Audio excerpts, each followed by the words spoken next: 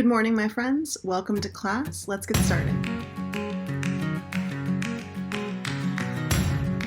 Welcome back to SAT/ACT Prep for Monday, the 21st of September, 2020. Today is all about editing your summary and reflecting on it. So we're going to do activity 15, and then you're going to start working on Quill, as well as making sure you've completed the RUA. There will be video instructions at the end of this video, and you may have seen this last week. You may have done this for another class, but again, we want to make sure you do this because there are big consequences if you don't do it by October 12th, which is not that far away. And then, of course, check your scores on Canvas. They should be updated through the end of last week, other than your summaries and activity 14. In activity 15, I've given you a checklist. That checklist is of all of the things you are going to check today when you edit your summary. So yesterday we edited for content. You worked with a partner to revise your summary and to look at the ideas. Today you're going to look at just the words, the mechanics, the language. So let's go through each step of this checklist so that you know exactly how to do it.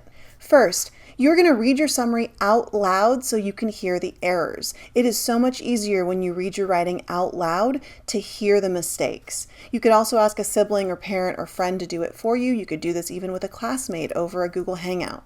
Then you're going to focus on individual words and sentences rather than the meaning. So you're looking just at the word level and the sentence level to make sure it's all correct. You can take a sheet of paper up over your screen and uncover the lines line by line, or you can print it out and use a piece of paper and just do it the old-fashioned way. You can also, again, use a stylus or your finger or a pencil to touch each word as you read. That will force you to slow down and notice the mistakes. So again, you've looked for overall meaning, now you're looking word by word. You could also try reading it backwards. Sometimes starting with the last sentence and reading that and then working your way up helps your brain focus on just the words rather than the overall meaning. I'm sure you all use spell check or the Grammarly extension through Chrome, but if you don't use it, here's how you turn it on. It's in the Tools menu. You can see in Spelling and Grammar you can do a check and show spelling and grammar suggestions as you type. So it is important that you make sure you've done all of your revision before you do the editing, because when you edit, you're editing your final copy, the one that you're just about to turn in. If you've got major revisions left to do, like if you didn't do activity 14 yesterday, you need to do that first, because you might change things, and if you edit it and then make changes, you're going to have to edit it again. Also, make sure you're checking the spell check suggestions. They're pretty good, but they're not always correct. Now the basic stuff. You guys have done a module on capitalization in Quill, so make sure that you've capitalized your name when you put it on the paper, as well as the author's name, Jeff Colvin. You've spelled his name correctly. You've capitalized the title of his article the same way you see it in the original article, and the magazine where his article was published, as well as dates like October when you use that in your first sentence. So I will hold you accountable for all of those things you learned in the capitalization unit. Second, make sure that the title of the article is in quotation marks. It is a short piece, so it goes in quotation marks rather than underlined. So also the magazine where he published it, Fortune magazine, should be in italics. Next, if you've used his words from the article, you need to make sure they are in quotation marks. However, you really should not be using many of his words in the article. You should be paraphrasing and putting them into your own words. So as you're reading through this time, look for places where you've used more than 4 words from the original article, and make sure you fix that by putting it into your own words. Sometimes rearranging the words helps. Sometimes thinking of other words that mean the same helps. Sometimes just switching things up entirely and asking yourself, what is he saying here? And then putting it in your own words in your head and jotting that down. So again, make sure it is in your own words, or if you've used his words, you put it in quotation marks. And again, if you don't do one of those things, it's called plagiarism, it is cheating, and you cannot do that. So if you've copy and pasted from the article at all, you need to fix those in this process. Now you're going to go through all those steps, make sure you've done all of those things, and where you are going to do this is in activity 15. So there's a place down here on activity 15 for you to paste your summary. Now hopefully yesterday you have it in activity 14, you made some changes with your partner, so you should take that in whatever form it's in and bring it here so you can do your editing in this document, and this will be your final draft.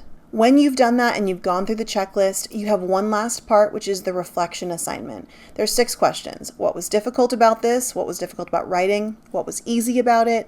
What did you learn about writing a summary?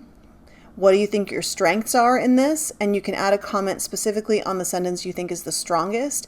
And that helps me know that you understand your own writing, and it helps me see where you think your strengths are. And then on the same token, what are your weaknesses? Is there a part in your summary that you really think you need help with from me before I score it?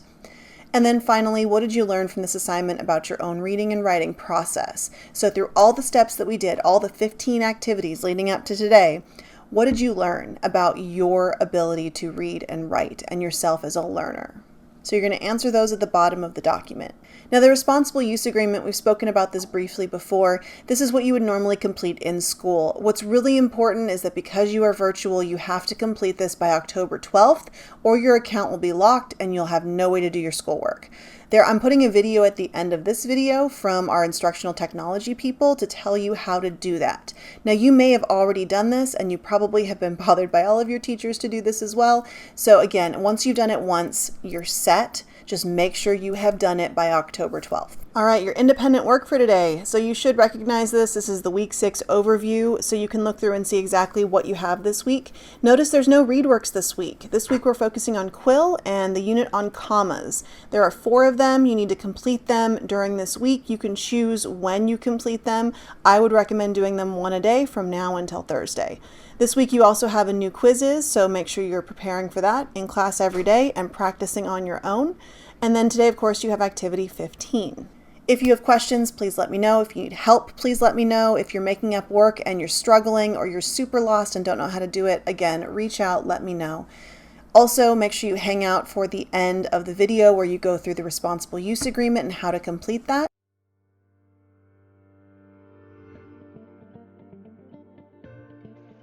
The first thing you need to do is sign into your Chromebook. Once you sign in, you will need to accept the responsible use agreement. Select your language, move through and read the terms of service. Once you've done that, click at the bottom and accept, then submit the form.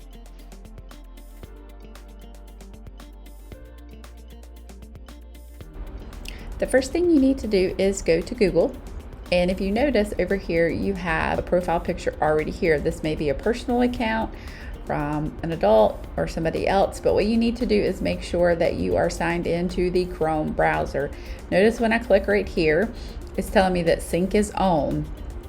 If it is not, if it says sync is paused or not on, you need to do your sync. And I see the profile picture. If it's not the student, you are going to need to go to add a new account. And notice this is Google Chrome. We've got to sign into Chrome, not just Gmail or Drive. So then I would add the student's name. They could pick a little icon and then click add. And then it's going to bring me into this. You're already a Chrome user because of the GCS. So you will click sign in. You will add your information here, and you will need to link your data. And what this is so if you're on a Chromebook or if you're on another device, it links the data for you. So you will click link data, and then you're going to want to turn on sync.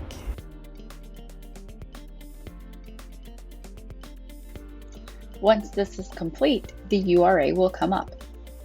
Select your language, move through and read the terms of service.